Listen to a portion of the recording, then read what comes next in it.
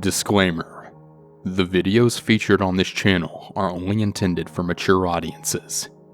Viewer discretion advised. When I was around 15 years old, my friend invited me into this Kik group chat with people that I was dying to know. Hackers, modders, and people who explored the deep web and would send my friend obscure videos from there. I actually idolized these 10 or so guys. There were a couple of guys with their own things that they would send. One guy would send in weird anime and manga, some obscure and some funny, and some also horrifying and graphic. Another would send in weird videos and memes off the deep web, according to him anyways. But there was one guy who would send in random clips of porn and not really say much of anything else. His profile picture was of an Indian man, I would say around in his 20s. Anyways, when I say nothing fazed the people in this group chat, I mean nothing fazed anyone.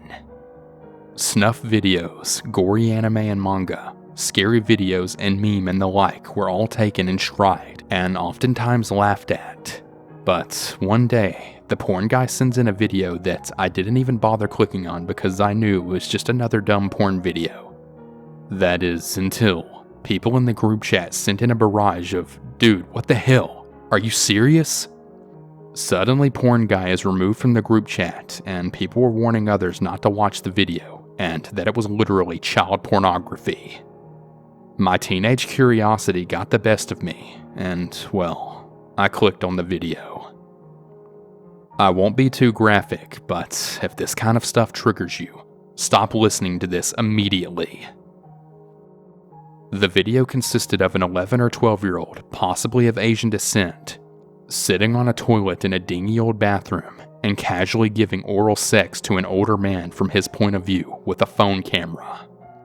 The group chat died shortly after this. I'm not really sure if that was the porn guy in the video or just a video that he stumbled across, but either way, I wasn't the same for a long time after seeing that video. I really hope wherever that little girl is today, she's okay and away from that sick man. Please everyone, be careful out there. Even on the internet, there's so many dangerous things that you can come across. Please be careful.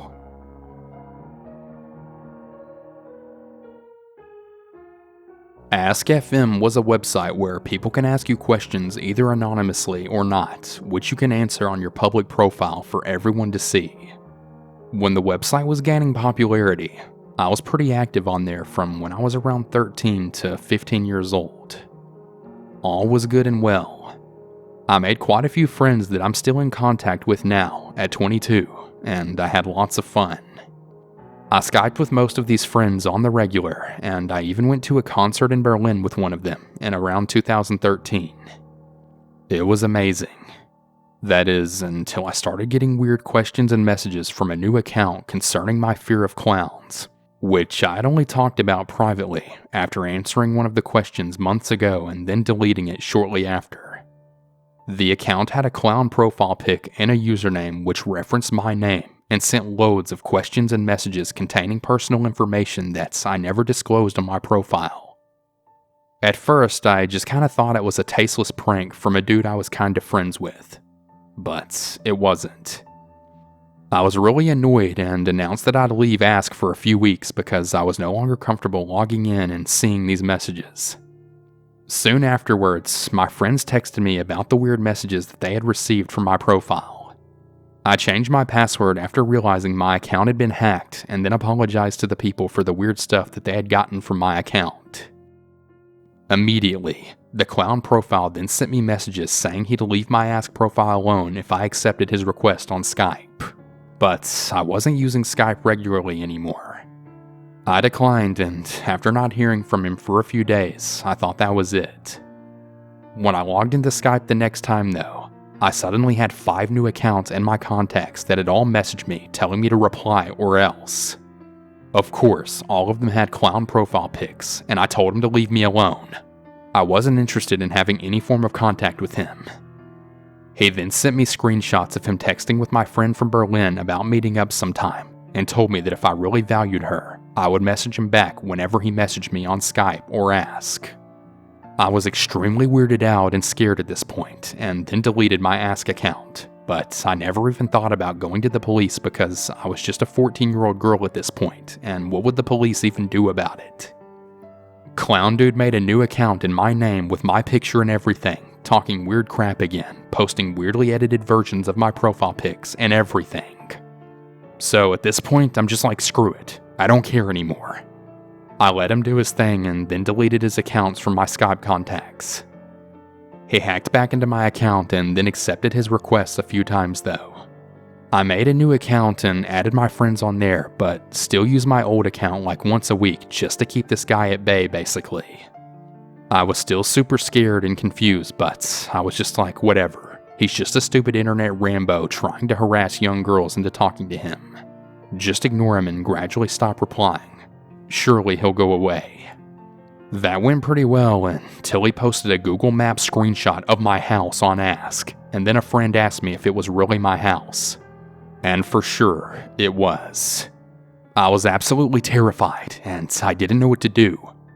So I just never really did anything and just kind of sat it out.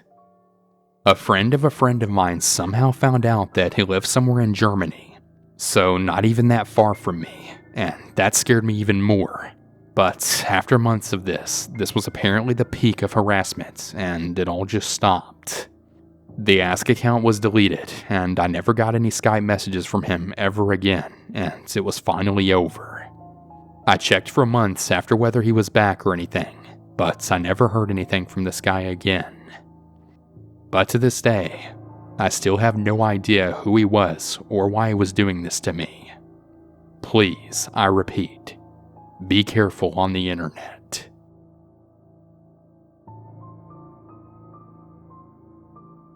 I'm a 14-year-old female, and I was on a Discord server. It was a very feminine server with mostly girls and a few guys. Mostly gay, though. That's where I met the predator of our story. He was working for someone to make an art commission for him that he would pay in Robux. It was also a Roblox server. I decided to volunteer since I was pretty broke, and I thought to myself, hey, my art is pretty decent. So we then DM'd each other about it. I finished and he pays me. We keep talking for a few months and now I consider him a really great friend. I realize now looking back on it though, that he was grooming me.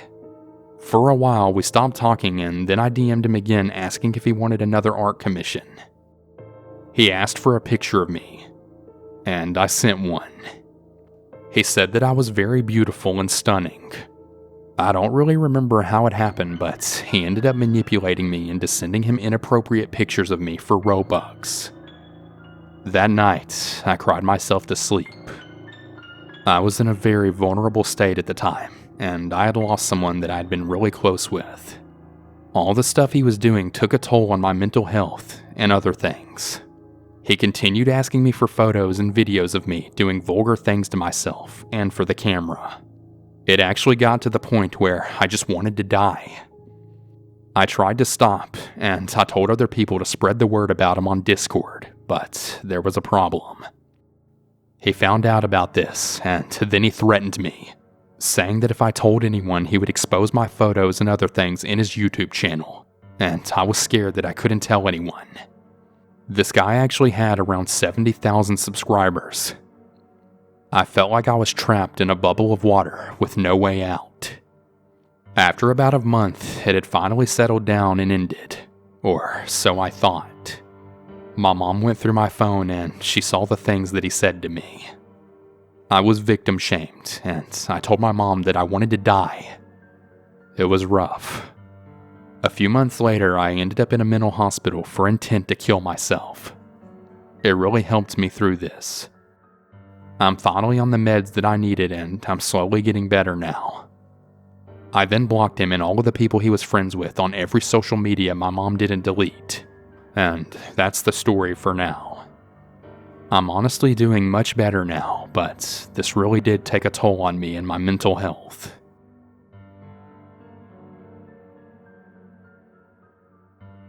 I met this guy online about 8 years ago now, on an online avatar chat simulator type thing called MVU.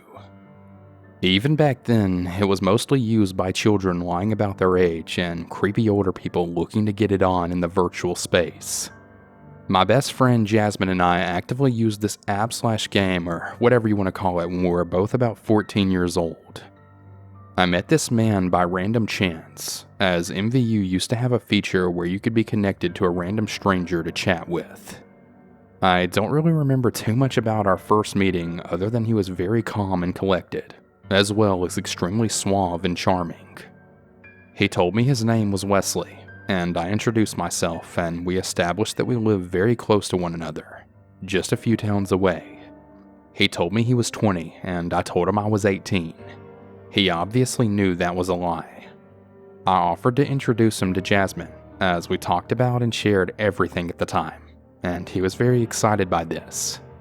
Jasmine also claimed to be 18. The three of us chatted for a bit in cyberspace, but quickly our new friend proposed that we all get in a three-way call together on the phone. Jasmine and I were already on the phone together as we were chatting with Wesley, and I remember us both squealing like the little teenage girls that we were. We were both very charmed by this mysterious older man who was making very flirtatious comments at us both, and we quickly dialed him into our call. The three of us talked for quite a few hours that night. If it wasn't completely obvious to him that we were not 18 before then, it would have become abundantly clear then. But still, he continued making flirtatious comments directed at the both of us, and we were smitten. Jasmine and I were not the most popular or conventionally attractive kids, so we really ate up all of the attention. Fast forward to some time later. Jasmine and I are both frequently talking to this guy, both together and while apart. We'd migrated to Skype for chatting, no video calling though, and we still frequently did our three-way phone calls. Jasmine and I were getting kind of competitive over this guy, as we both really liked him quite a lot, and we started occasionally fighting over who would have him. We'd sent him a photo of the two of us together in it. Again, further cementing to him that we were obviously way underage, and we'd received a photo of him as well. He was very skinny, had long black curly hair, looked very greasy, and was wearing sunglasses inside. Wesley was still making inappropriate comments towards us both, but had never crossed a line, that is, until one fateful night. Jasmine needed to go to bed and she left our three-way phone call, so Wesley and I were left all alone. Wesley made a comment towards me saying that he always thought I was prettier than Jasmine, but to never tell her that. This made me feel like I was victorious in this weird little battle Jasmine and I were waging, but the compliment came with a condition. The way he'd worded it was basically that he knew I was better than Jasmine because he knew that I would do things with him that Jasmine was too afraid to do. Sexual things. Me, being a very try-hard teenager who was trying to one-up my friend, of course said yes to this. That was the first night that he coerced me into having phone sex with him.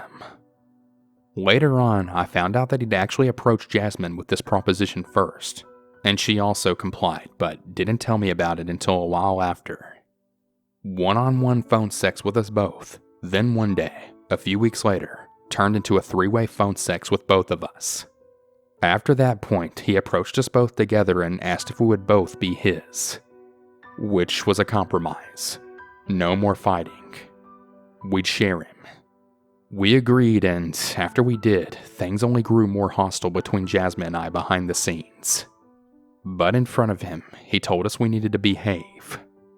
As time went on and we'd become more acquainted with one another sexually, his requests and demands of the two of us started growing more perverted, vulgar, and absolutely disgusting. With the two of us now together, he'd start delving into BDSM and violence, talking about beating us. With me privately, he started talking to me about incest and trying to coerce girls younger than me to be his slaves. Jasmine told me that privately he'd talk to her about bestiality, like trying to have her do things with animals and kidnapping her. We were both very scared at this point, with it no longer really being fun for either of us. But Wesley was constantly assuring the both of us privately that we were his favorite, and that made us both continue, trying to one-up the other and win the prize. All of this eventually built up to the day that Wesley told Jasmine and I that he was coming through our town on business. I don't think he ever really told either of us what he did for a living, just that it involved him constantly driving along the east coast of our state. Wesley was determined to meet with the both of us. Me having a very strict father who didn't even let me go to the mall for an hour without a chaperone or on school supervised trips, I just knew that I would never be able to make that happen. My dad would ask way too many questions about it. Jasmine, however, lived alone with her mom, who typically didn't really care where she was at any point. My fear of my dad was enough to trump even this guy's persuasion. But Jasmine, well, she eventually agreed to go and meet this guy. Part of me was scared for her, and part of me was really jealous. I knew this would mean that she won our battle, but part of me was okay with that. Thinking back on it, not meeting up with him is possibly one of the best choices I ever made. Jasmine to this day is so traumatized by what happened to her that day. To this day, she still hasn't revealed all of the details to me. Bringing it up or talking about it makes her go into a panic attack.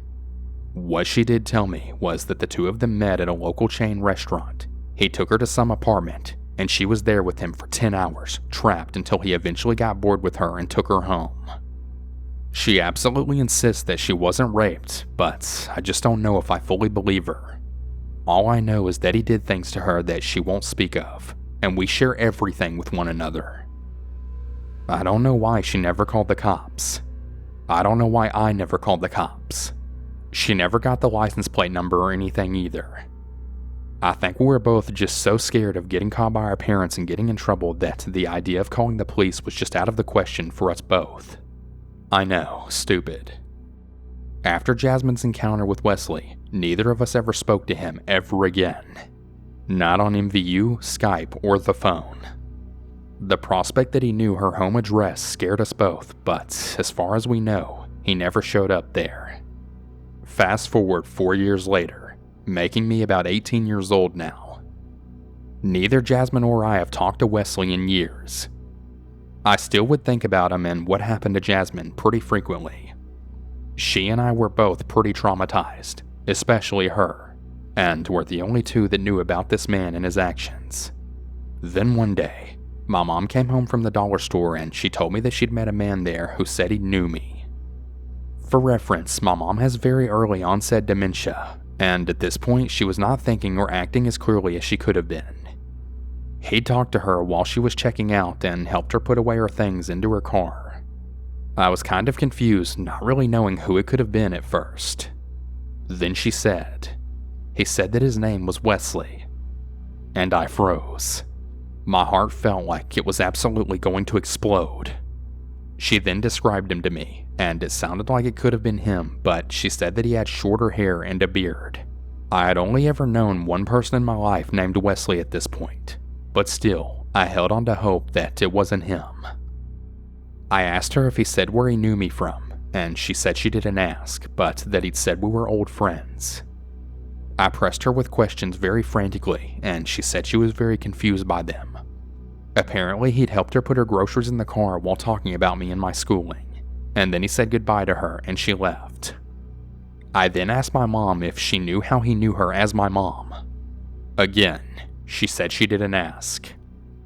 I don't know how this man was able to identify my mother or why he was in my town. I don't know why so many years later he's not only still interested in me, but interested enough in me to know who my mother was without me ever sending him a photo of my mom or telling him anything about her. I can only imagine that he must have been stalking me or her, but I don't really know how. I really hope he didn't have my home address, but considering that I lived in an area that was very off in the middle of nowhere, I don't really know if he did. After my mom disclosed what school I went to, I wonder if he'd ever showed up there. I wonder if he got my mom's license plate number that day. Jasmine was still living in that same house he dropped her off at that night, even then. I wonder if he'd paid her house any visits. I wonder if he ever saw us together. As it currently stands, I've never seen him, and Jasmine's never seen him since the day they met up, and my mom never saw him again after that day at the store. Even after that encounter, I was too paralyzed with fear of what my dad would do to me to tell anyone about him. even though I knew that my family and I could be in great danger. I know, I'm an absolute fool for this.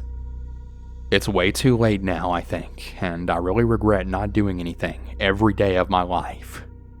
It's one of my life's biggest regrets.